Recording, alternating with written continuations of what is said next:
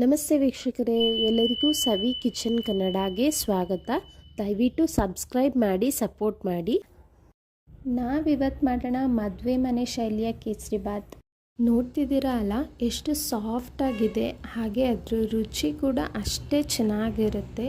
ಎಲ್ಲರಿಗೂ ಒಂದೇ ಒಂದು ಕಂಪ್ಲೇಂಟ್ ಏನು ಅಂದರೆ ಗಟ್ಟಿ ಆಗಿಬಿಡುತ್ತೆ ಅಂತ.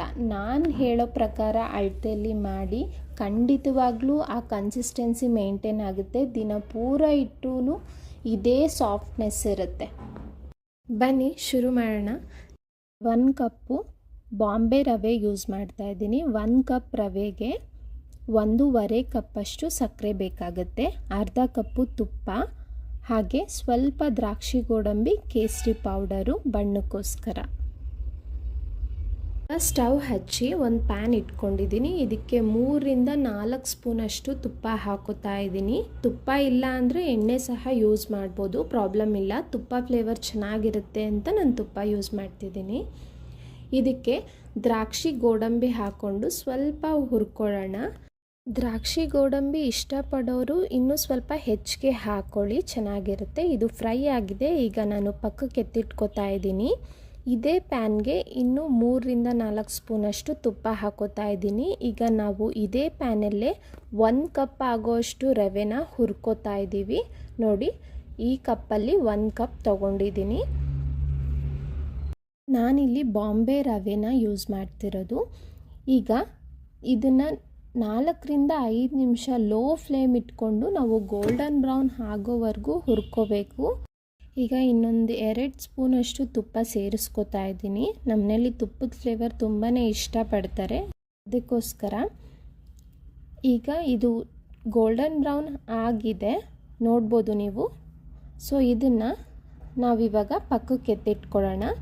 ಈಗ ಒಂದು ಪಾತ್ರೆಯಲ್ಲಿ ನಾನು ರವೆ ತಗೊಂಡಿದ್ನಲ್ಲ, ಅದೇ ಕಪ್ನಲ್ಲಿ 1 ಕಪ್ ರವೆಗೆ 3 ಕಪ್ ನೀರನ್ನ ಬಿಸಿ ಮಾಡ್ಕೋತಾ ಇದ್ದೀನಿ. ನೀರು ಕಾದಿದೆ. ಈಗ ಪ್ಯಾನ್ ಇಟ್ಕೊಳ್ಳೋಣ. ಈ ಬಿಸಿನೀರನ್ನ ನಾನು ಹುರಿದಿಟ್ಕೊಂಡಿರೋ ರವೆ ಜೊತೆ ಸೇರಿಸ್ತಾ ಇದ್ದೀನಿ. ತಣ್ಣೀರು ಯೂಸ್ ಮಾಡ್ತಾರೆ, ತಣ್ಣೀರು ಹಾಕೋಬೇಡಿ. ನಾವು ಬಿಸಿನೀರು ಹಾಕೋದ್ರಿಂದ ನಮಗೆ ಆ ಸಾಫ್ಟ್ನೆಸ್ಸು, ಟೆಕ್ಸ್ಚರು ತುಂಬಾ ಚೆನ್ನಾಗಿ ಬರುತ್ತೆ. ಲೋ ಫ್ಲೇಮಲ್ಲೇ 1-2 ಮಿನಿಟ್ಸ್ ತಿರುಗಿಸ್ತಾ ಇರಿ, ಅದು ಫುಲ್ಲು ನೀರೆಲ್ಲ ಹೀರ್ಕೊಂಡು ಗಟ್ಟಿ ಆಗುತ್ತೆ.